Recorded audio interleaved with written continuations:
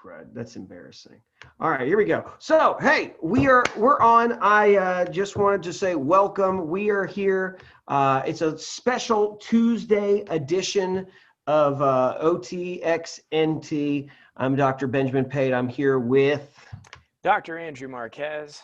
And we are here today because actually it's kind of a fun thing that we're working on. Is it's one of these topics that came up this week, came out of the sermon. I've been preaching through the book of Daniel. And so one of the things that has happened is it's so big, Andrew, the material, that there's obviously times like today, and I've asked you to help me with it for Thursday as well, where we just need to take a little time to kind of go a little bit deeper. And so I wanted kind of your input and to kind of talk with me a little bit about, angels and demons and how that we see that playing out in the book of Daniel and then the rest of the Bible. So let's go ahead. And if you want to start with the blessing that you normally start with, and then we'll go and we'll just have our discussion. All right, let's do the Lord's Prayer together. Our Father, who art in heaven, hallowed be thy name. Thy kingdom come, thy will be done on earth as it is in heaven. Give us this day our daily bread, and forgive us our trespasses as we forgive those who trespass against us. And lead us not into temptation, but deliver us from evil. For thine is the kingdom and the power and the glory forever and ever. Amen.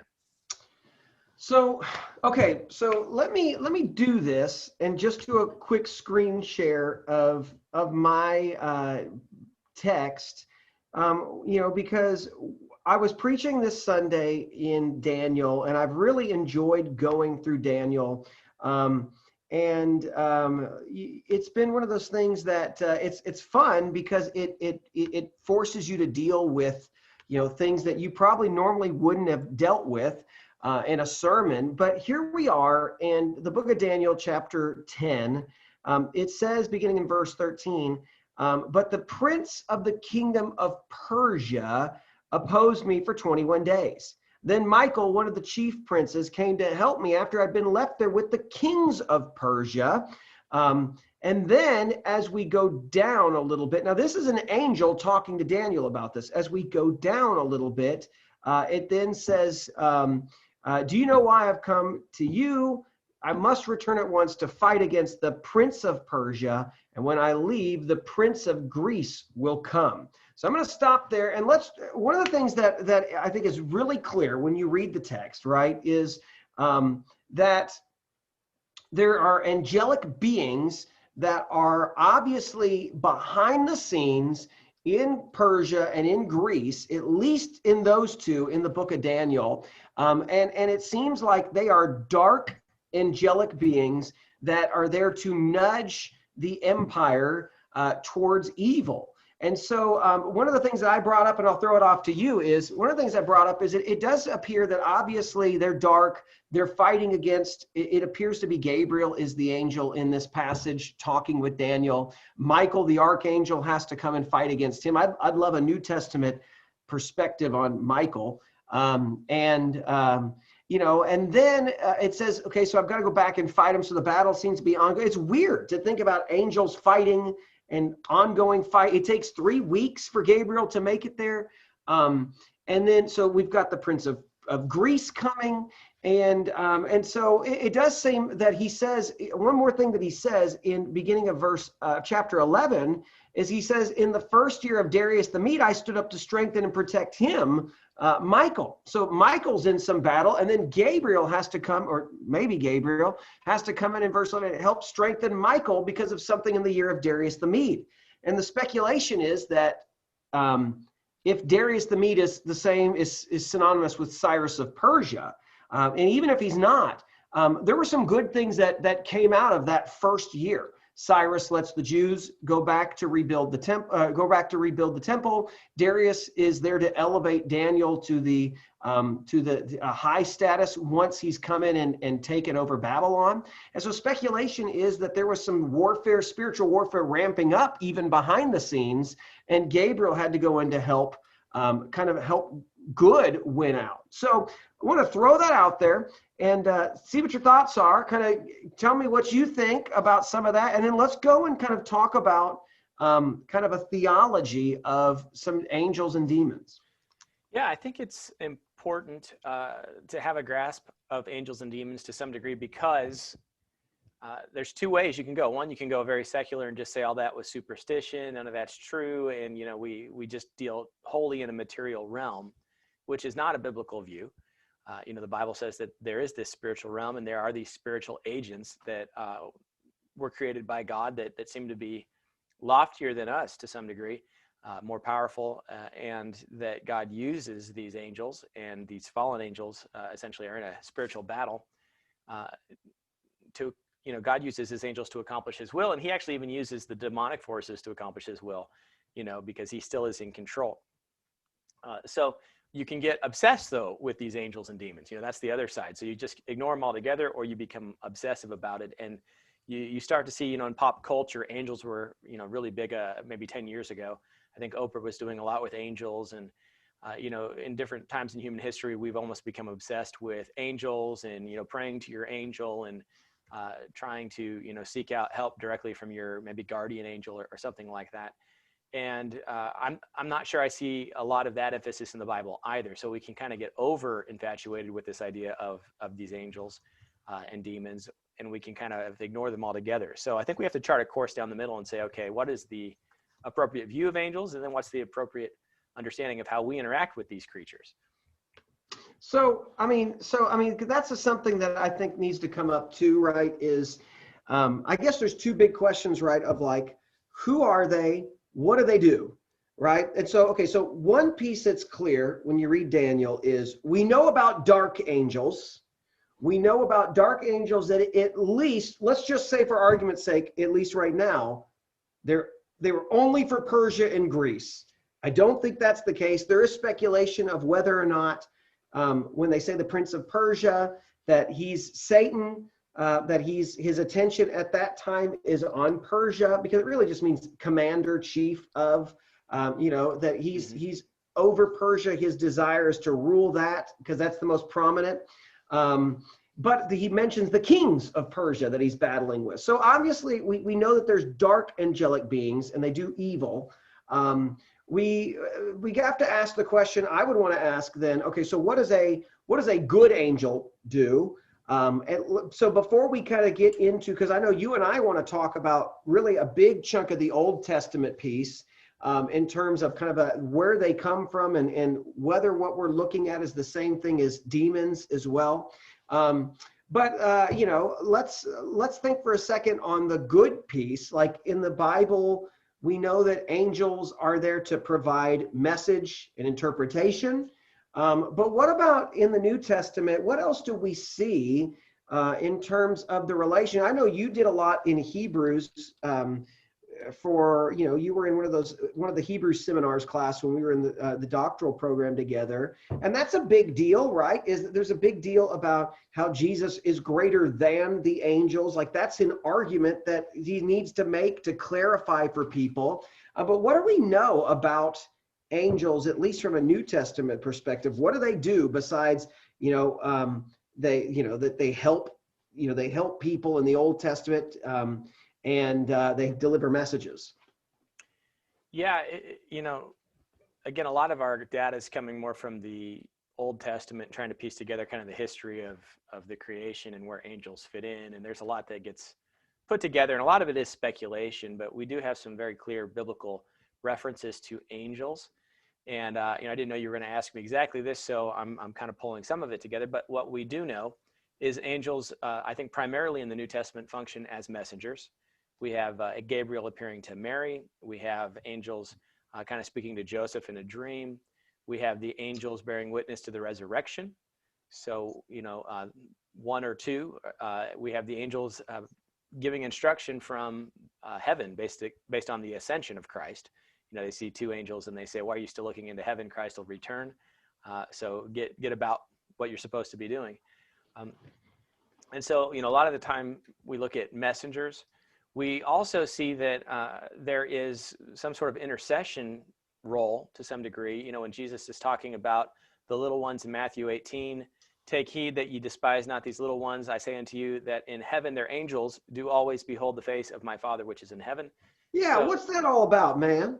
well, I mean, if we were going to look at a guardian angel kind of thing, that's about the only verse you have, but it's What this about idea. Hebrews 1:14, right? And that's just fresh on my mind, like just talking about are they not all, let me go there really Yeah, I'm quickly. pulling it up too.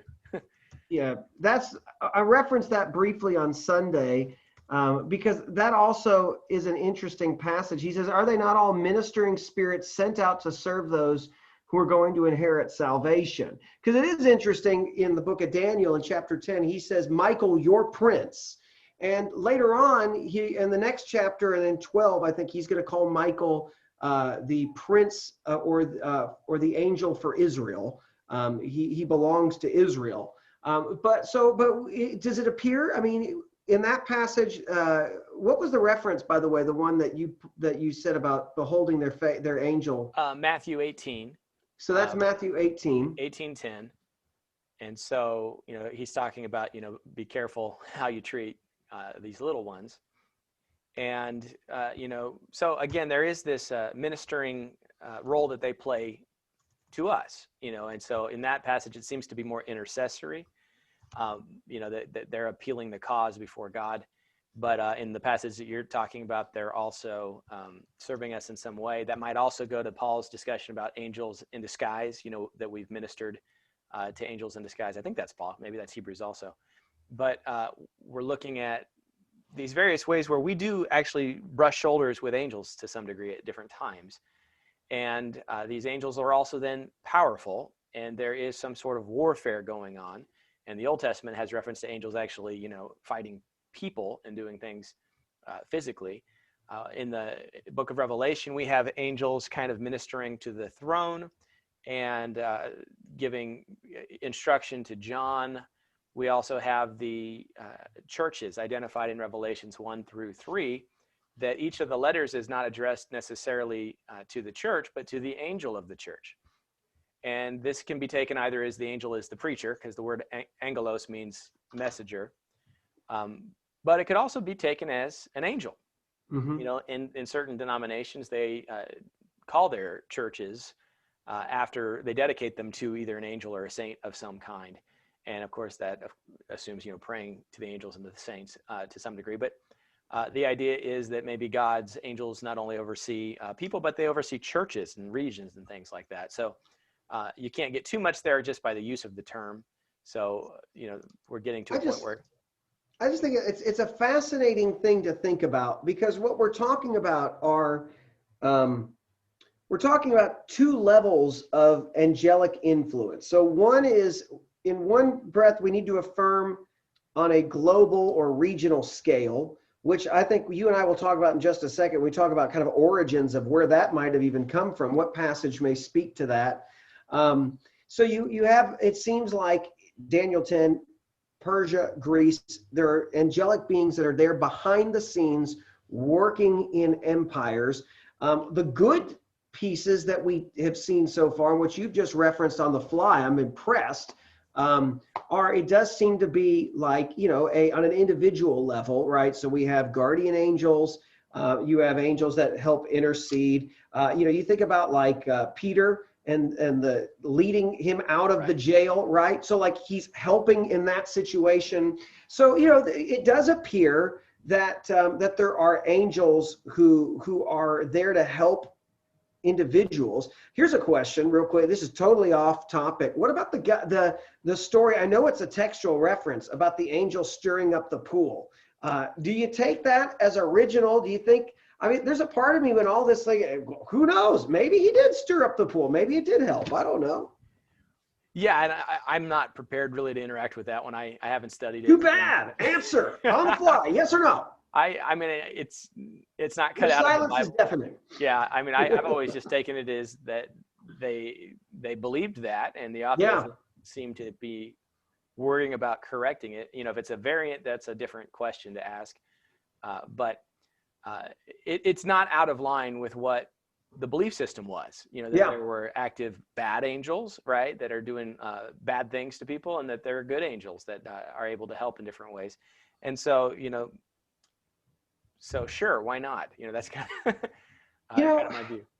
I think here's the thing that's hard to think about, right? I think this is where this conversation is weird, right? Because the thought that I am influenced towards decision making, that world leaders are influenced towards decision making, is so foreign to me, because it's me. I make my decisions. I am responsible, and we don't think.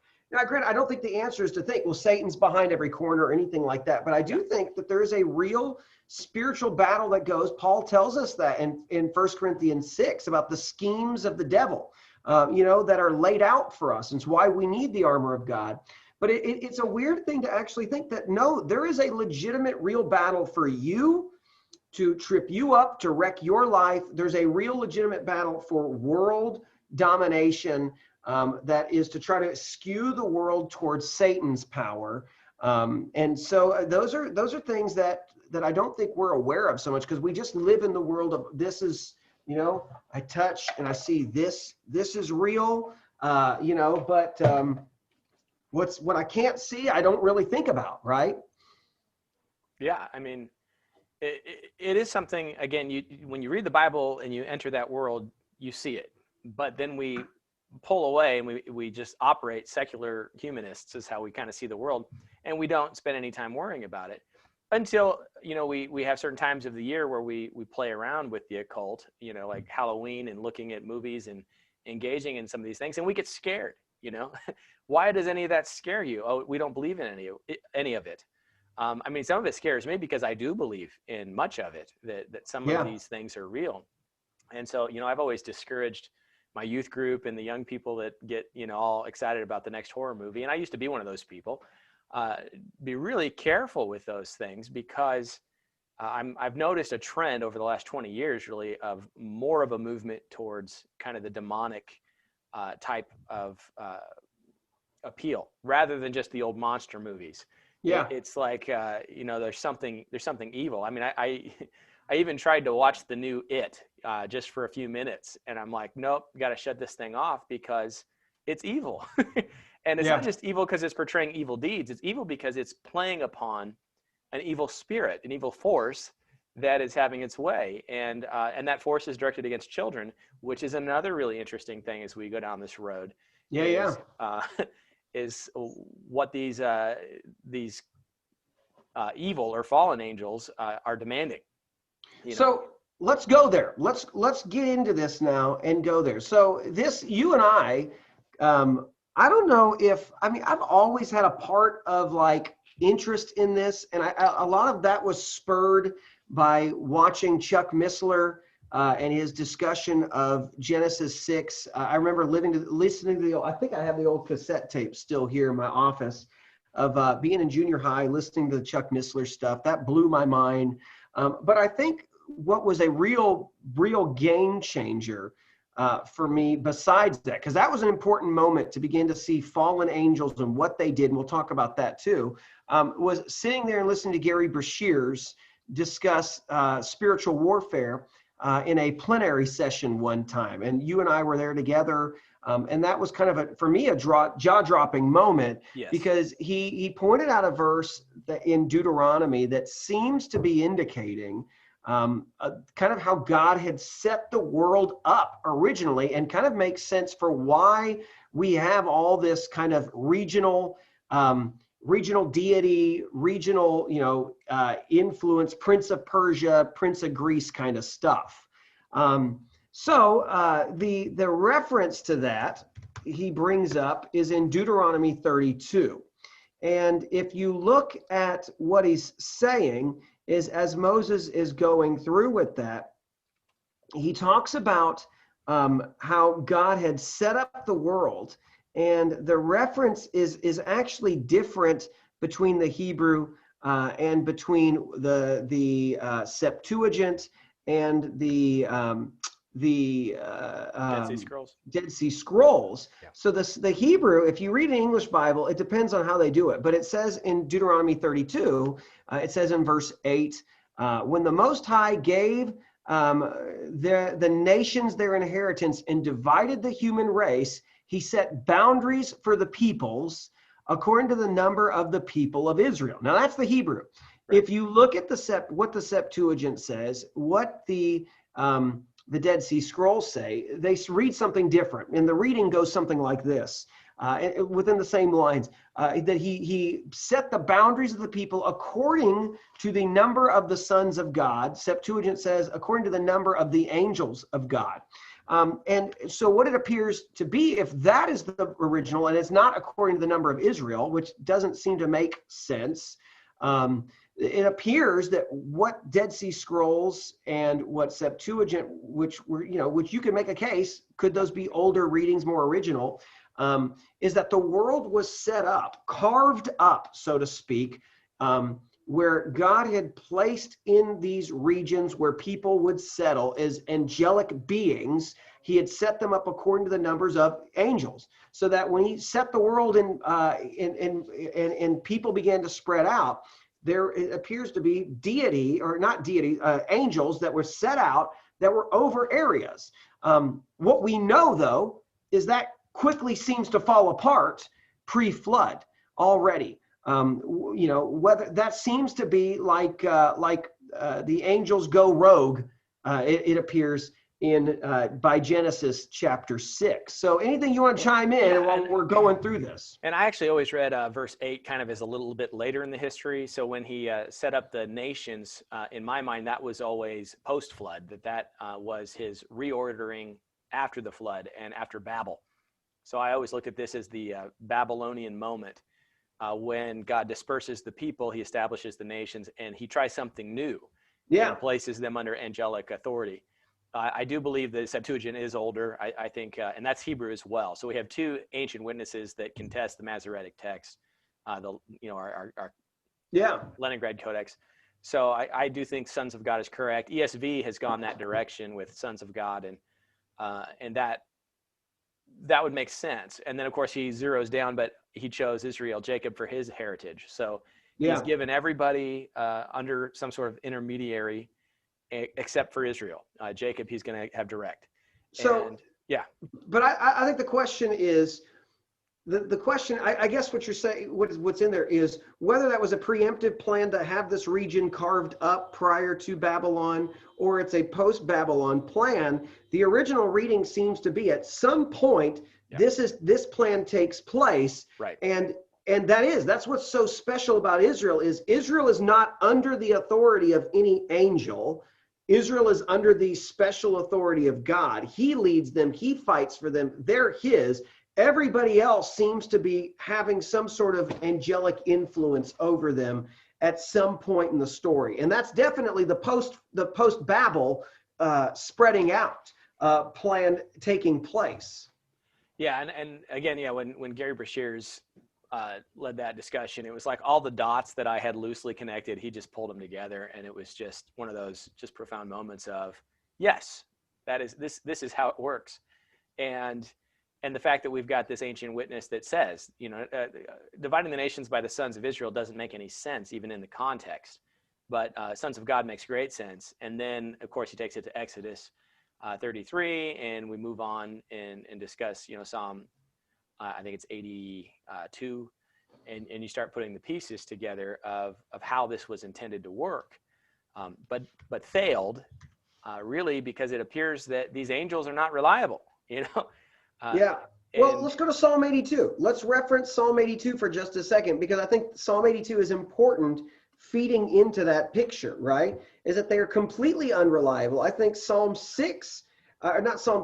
Genesis 6 really brings out how unreliable they are. But Psalm 82 is a weird one. I've always read Psalm 82 for the longest time of just saying, are they leaders? Are they kings, right? Because he says God stands in the divine assembly. He pronounces judgment against the gods. How long will you judge unjustly and show partiality to the wicked? Provide justice for the needy and the fatherless. Uphold the rights of the oppressed and the destitute. Rescue the poor and the needy. Save them from the power of the wicked. They do not know or understand. They wander in darkness. All the foundations of the earth are shaken. I said, you are gods. You are all sons of the Most High. However, you will die like humans and fall like any other ruler. Rise up, God, judge the earth, for all the nations belong to you.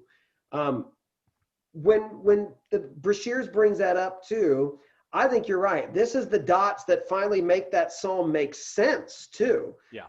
That he's in the divine assembly saying, you've not done your job. You've done nothing. Right, right. And when that's quoted in the New Testament, John 10:34, Jesus says, is it not written in your law, I have said you are gods? If he called them gods to whom the word of God came and the scripture cannot be set aside, what about the one whom the Father set apart from his very own and sent into the world? And so he uses that because in my mind, what he's saying is those that are placed in leadership with God's word function like these gods of Psalm 82. And so God will judge them with a higher authority. But they're not the gods per se of Psalm 82, because we know the word sons of God and the divine assembly is a very common reference. And it almost, I don't know of any place it does not reference angels. Yeah. If you see sons of God in the Old Testament, in that sense, plural especially, we're looking at angels. And that's also the problem I have with the Genesis 6 interpretation. But sons of God, we go to Job, we know who that is. When the accuser in the divine assembly appears, we know that is Satan in the council of the angels. Yeah. And so you have to think like an Old Testament mind. They knew what this meant. Yeah. And the psalmist is asking God to judge the angels because he sees all of this disorder around. And if you said, well, that's really, really obscure, go back to Daniel, right? And just where we started, we know that the angels are driving nations against nations and they're causing anarchy, and that God's messengers are thwarted by these fallen angels. And so it does all fit together. It might be uncomfortable for our modern mind to kind of go back to what might feel like a primitive view of the world, but it's what the Bible gives us. It describes this world to us. So, okay, so here's I guess a couple points to jump off with this, right? So obviously, you read Job, there's a divine council. They're coming to present themselves to God. It seems like he's trying to figure out what are you doing, right? Yeah. And we see that take place. The question then is how much of this is going on in the earth, and what happens when those angels no longer function as the angels that they need to be in providing justice? What do we see take place? And I think that's the perfect segue into where do all these gods come from in the Old Testament, and why is it such a temptation for the people to follow other gods besides the God of the Bible? Like, it's always blown my mind. Like, why does he have to tell them, like, worship me, don't go follow the gods of the Canaanites? To me, it's a real temptation. What would bring someone to sacrificing their children to Molech if there's not any real kickback to doing such a dark act for them? So I'm of the impression that what took place then at some point, you see it take place in Genesis 6 where angels go rogue. And we'll reference that in a second as we talk about another distinction. You seen that in Psalm 82, but what I think took place is these angels went from bringing justice to the land to now claiming to be gods themselves. And I think that's maybe one of the reasons why, maybe that's probably one of the reasons why God in Psalm 82 tells them, that he's calling them that because they've claimed this for themselves. And then he says, you're going to die like men. That what's happened is these angels that used to be over regions have now changed it and said, this is who I am. I'm really the God. Give your worship to me. And have set themselves up as gods. And it does appear that all these deities seem to be regional, by the way. They seem to be placed and they worship this one based on the region that they're in and all of that. So what do you think? Yeah, I mean, so if we're trying to piece together the story, God creates this angelic host at some point. I think he creates it before he creates Adam and Eve. You could say that perhaps it relates to day 4 of creation or right at the beginning of creation. I'm not a big gap theory proponent, but there would be people that would put it between Genesis 1 and Genesis 1, 2. But then these angels, one in particular rebels in Eden, and that would be Satan himself. And Revelation 12 identifies the serpent as Satan, so I don't have a problem connecting those dots. Then that serpent, leads a host of rebellion. This already happened, or it will happen, but at some point in time, we have a fairly large rebellion pre-flood where sons of God take wives with the daughters of men. And in my mind, that is angels taking wives with humans. And I think we're in agreement there. That might lose some people. No, I think it's absolutely right. I think it's a commingling of a spiritual and the physical. And I don't think some claim, when Jesus says they're going to be like we'll be like angels in heaven, not given into marriage. I don't think he's saying anything about the ability for them to have had intercourse with these women. I think it's just saying that people aren't married in heaven, Right. And again, maybe they're not male or female. Doesn't mean that they can't take that form. Yeah. And if you go into Jude and 2 Peter, they left their first estate. There is this change that they underwent. And I believe, if you get into Enoch and you get into the intertestamental documents, they all understood this as angels and humans intermingling, and that this was a problem. And it may have been the primary cause of the flood. But regardless of that, we have a rebellion. So Satan's rebellion, you have angelic rebellions. We then have post-flood Babylon, where it appears, and of course, if you look at Jude and 2 Peter, you're saying that God actually imprisoned those spirits that did this at that time. Yeah. So there are subsequent angelic rebellions that are occurring throughout human history, and God places these angels that are probably loyal at the time over regions, and they're supposed to govern these regions until the Messiah would come. That's the way I kind of read that. God will work through his people to produce the Messiah, and God's angels will kind of direct these other nations.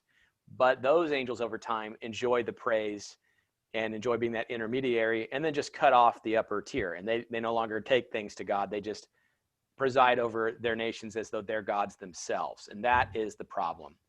And it is where I think Psalm 82 is saying, once we make that move, these angels then start operating evil and in an evil way and manifesting evil for their people.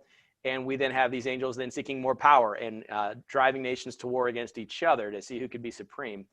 And I think that's where we are when we get to Daniel. Yeah.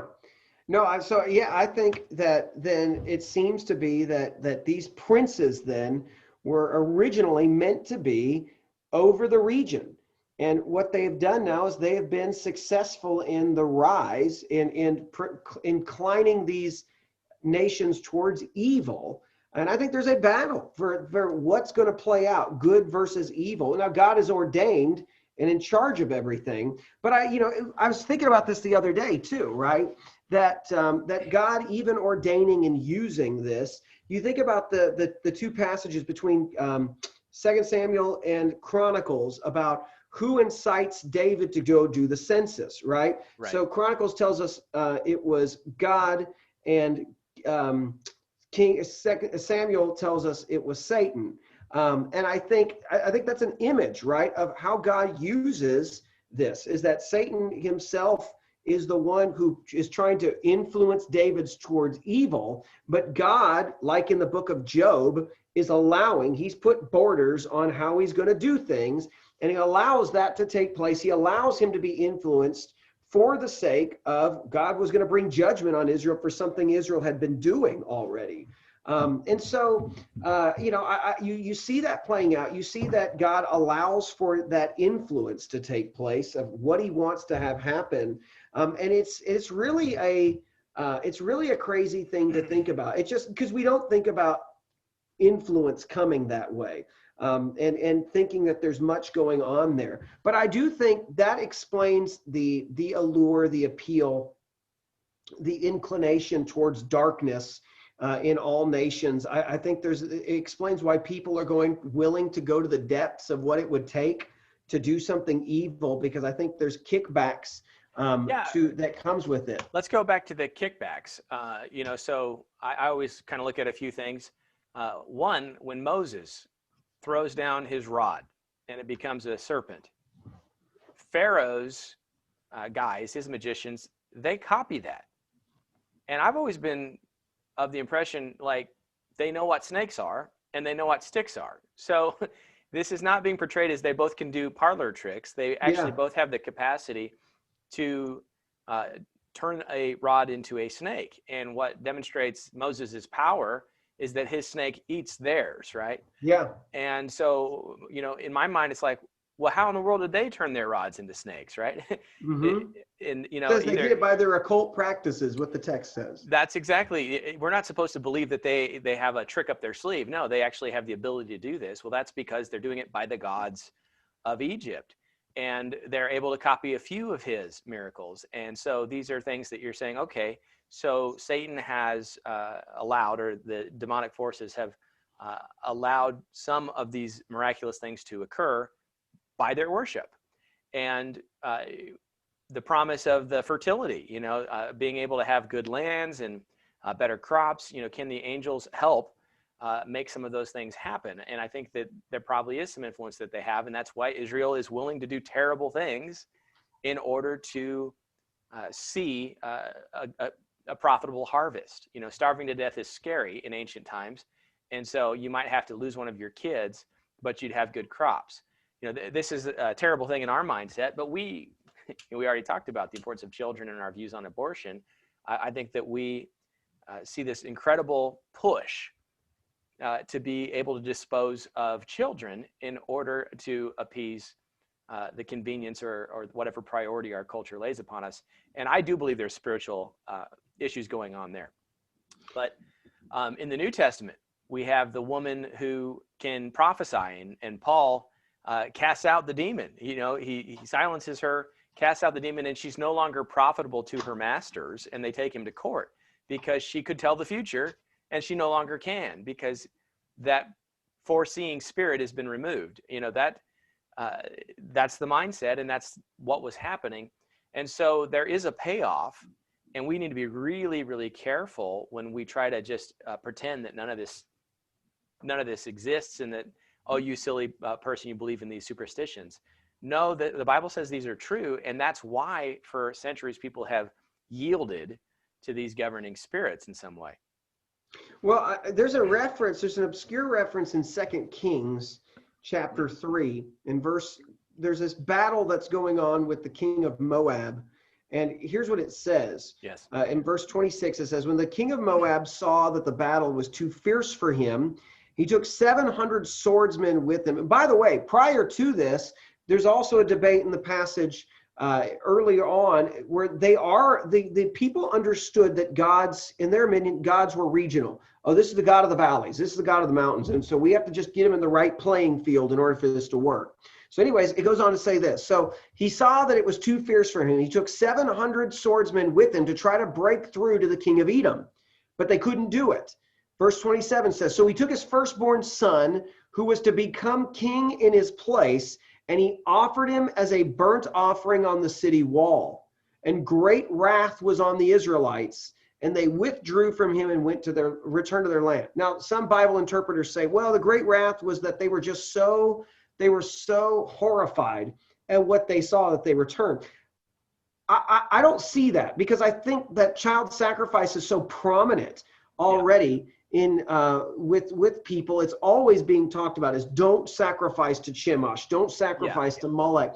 I think what's happening here is he gets drastic and he's willing to give up to appease whatever demonic being to then help drive back and create a great sense of terror and wrath against the people. And so I think that's what he does. And I think that's the kind of stuff that people were willing to do in order to, if it meant sacrifice someone, I'm going to do it to get what I need. I think there's a reason why you see that stuff pop up all over the world in terms of human sacrifice and stuff like that. It's prominent. It's the human condition, and the Bible, again, that's a reward that it was granted.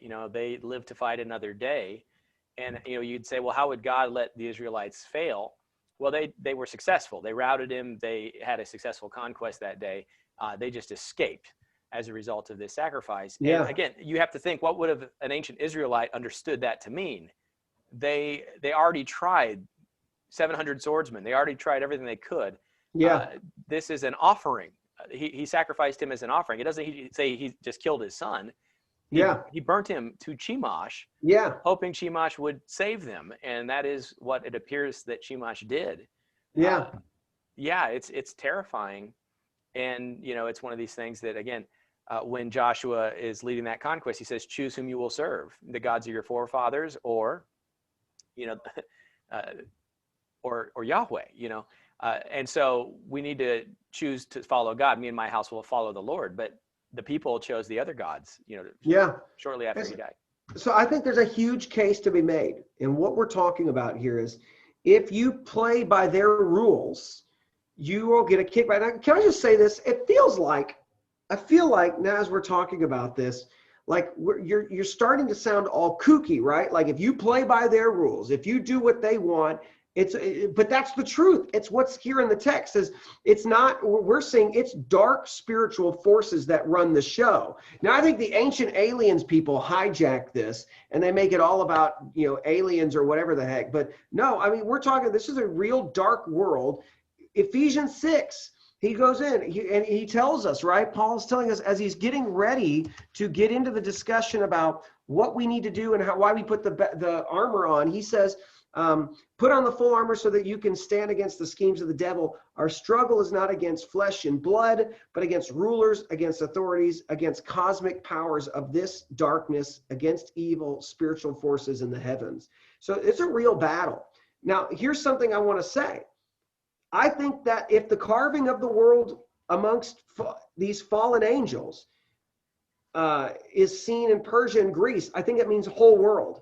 So in America, we've got dark forces that are influencing our nation, our government towards evil. And I think you're absolutely right. To bring up the abortion thing is, for some reason, this nation craves abortion and promotes it, willing to shove it and promote it everywhere. There's a bizarre infatuation with it to where what it drives people to do and to talk about and to applaud, right? It's a weird thing, but I think there's so much more to it of what they're driving it to, from drug abuse to all the sexual things. I think there's a driving force behind a lot of this to incline us further towards evil, to incline our government to become more sinful. So I think that's a world peace. So here's the big question, though, and let's go here for just a few moments. Do you make a distinction? I know the answer to this, but let's do it for TV. Do you make a distinction between what a fallen angel is and what a demon is? Are they the same? Because they seem to be a little bit different, don't they? Well, I just watched Hank Hanegraaff to get his take on it the other day, and he does not distinguish. And probably the majority view among biblical scholars would be that demons are angels, and fallen angels are demons. Yeah. But you and I tend to be attracted to more minority views. Yes, we do. And so, so just for our viewers there, and listening to Chuck Missler, kind of sold me on some of these things, especially because of other things that I'm aware of. But the idea, if you want me to present the idea, present it, that there is that Genesis 6 passage. This opens a lot of strange doors, so we got to be a little careful about how far we can go. And we should just drop this bomb quickly today and then unpack Genesis 6 another day. Right, and I think that's probably what we need to do. But the idea is that angels took wives with humans, and they had offspring by them. That's what the passage says. It doesn't say the Nephilim are necessarily that offspring. The Nephilim are in the land at that time and afterwards. They could be that offspring. They might not be that offspring, but offspring has occurred. And so if you believe sons of God in that passage is angels, which the Septuagint just says it is, and you look at the history of Jude, Enoch, 2 Peter, it seems to indicate that these are angels. If they had children by humans, what are those children? And, this is that view that these are very powerful human offspring, but they're not fully human. And so the idea that Chuck Missler presents and others kind of follow is that when these children died, they were neither angelic nor human. Dying in the flood, correct? Like the world is so corrupt, if you take this angelic view too. That when these Nephilim, let's call them the Nephilim, why not? die, that their spirits have nowhere to go, and that these disembodied spirits are separate than fallen angels. They are actually the disembodied spirits of the Nephilim, which means that we've got another class of spirit out there. And this, he identifies these as demons. So fallen angels are fallen angels. They don't need to find a host. They have their own bodies. They can appear on their own strength. But demons, on the other hand, need a host in order to influence the world, so to speak. So that's the interesting piece, right? Because we don't see a lot about demons. We don't hear a lot about them in the Bible. There's a reference in Leviticus 7, I believe, about the Israelites sacrificing to goat demons. It's really a bizarre passage. We don't really hear much about them. You know, Paul tells us in, I think, where is it at? 1 Corinthians 6? I have my notes here. 1 Corinthians 10, that he talks about when things are being sacrificed to idols, that they're sacrificing to demons. He says that. Right. You know, that's one of those things that, but what we don't really talk about, we don't really see much about them, except for the fact that we know that they work in accordance with Satan. We know that they're tied to these false gods. But what's always bizarre is they don't have bodies. And when angels are seen in the New Testament and in the Old Testament, they have bodies. They're commonly mistaken for men, look like men. And so I guess that's an interesting discussion. I mean, I'm not willing to like bet everything on that's the right view. I think it's definitely a very interesting view. It's one that I would say I'm heavily leaning towards and in that camp. But yeah, why is it that in the New Testament, when you have demons, they need a body? They've got to be inside. They asked Jesus, please send us into pigs, right? Right, and I've got that passage pulled up, but that's what's really interesting. They seem to need a host. Also, they, fallen angels of the flood, Jude and 2 Peter say that God imprisoned those angels, that they were actually imprisoned. So where did all these other demons come from? Are they subsequent fallen angels? And that's possible. Or are they something else? And so it's an interesting vein to go down. I'm not sure that we have enough data. It's a fun one to say that's it, because I mean, look, you want to get real fun. We want to go down real minority. This is where we better cut up, because now we'll start pulling out. We can start going down this road and where these little people come from and all of that too. So, well, yeah, they're in Antarctica. That's right.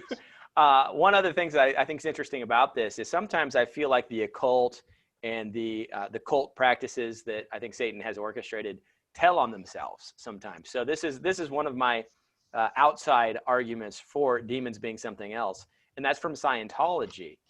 And if you know, Scientology believes in a cosmic battle, and that this cosmic ruler came and scrambled the spirits of the pre-Earth population that was all slaughtered, and that he scrambled their minds more or less, and their disoriented spirits, and they attach to humans.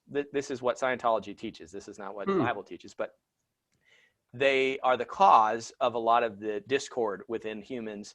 And part of the practices within Scientology is to use, I think it's Dianetics, to have these body thetans, is what they're called, detach from you. And so I think it's really interesting, because I believe this is a Satanist cult. I don't believe it's not actively serving Satan, but I think it's evil. And they argue that there are these disoriented spirits that go around and attach themselves to human beings, and through their practices, you can get them removed. But it's interesting to me, because they need a host. They can't do much without attaching to human beings. So that is my my random idea of the day. Is interesting. Man, this is why I love talking with you, because you've always got something else you're about to pull out and be like, here you go. Here's something I'd never even thought about, that connection. I always go down the alien route, and that's for another time we should do, aliens. Well, yeah, Scientology would easily fit in with the alien piece too. Exactly. So we need to probably talk about that at some point, but because I think this necessarily, every conversation we always have, I always say, it leads to this, it leads to this. And that's what it is. It's just we're pulling threads and here's where we're going. So I think we should cut this now. I think one of the things that we affirm, the spiritual world is real. It's dark. There are, to affirm, I mean, the nice thing is that God does seem to have angels who are there to also help us. We should end with that just as there are fallen angels, I think there are a larger number of good angels that are serving God. And Revelation 12 talks about Satan sweeping a third of the stars from the heavens, which would mean 2/3 remain loyal. And we have the good angels fighting on behalf, is it Elijah or Elisha, that lets his servants see the angels standing around. You put me on the spot. I think it's the Shah. Okay, so while there are dark forces at work, and Paul says, arm yourself with the spiritual armor, we also should be really pleased to know that there are plenty of good angels out there serving God faithfully. And what we need to do is what the Bible tells us to do, which is we pray, we serve God, we rely on the Holy Spirit, and we trust that God is working things to good for those that love him.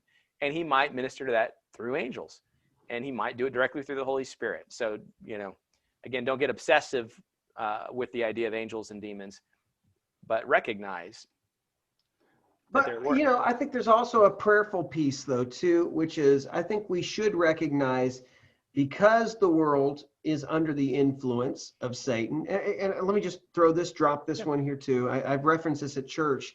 When Jesus tempts, when Jesus is being tempted by Satan, Satan takes him and shows him the kingdoms of the world. I think there's a piece to that. I think that's a legitimate, real temptation to say, I'll give you all of it. If you just bow down to me, I'll give you them.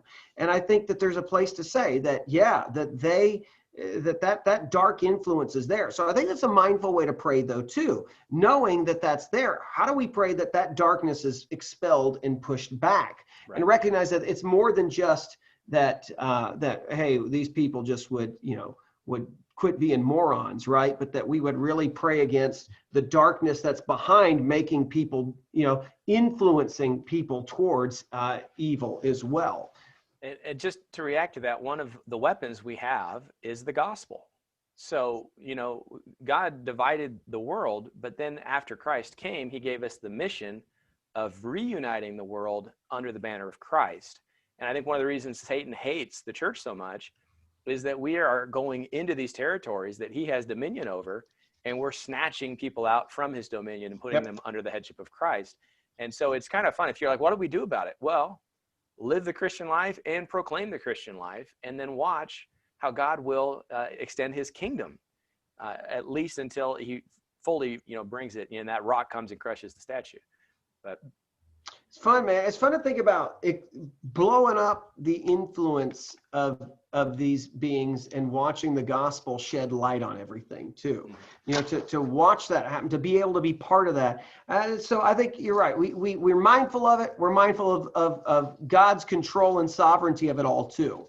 But that there's a way that should change us. There's a way we should pray. There's a way we should think about things, and just put that in God's hands as well. So, all right. Hey, let's finish up the way that we always finish, and we'll be done. And this was like I said, a very special Tuesday edition, and there will be a Thursday edition coming, because it's another one that I've said, hey, I got these two big ones I need to do, and they relate to topics that I'm dealing with as a pastor at the church. But here we are. This is Numbers chapter 6, verse 24. It says, may the Lord bless you and protect you. May the Lord make his face shine on you and be gracious to you. May the Lord look with favor on you and give you peace. God bless you guys. Thank you for watching us. We are done.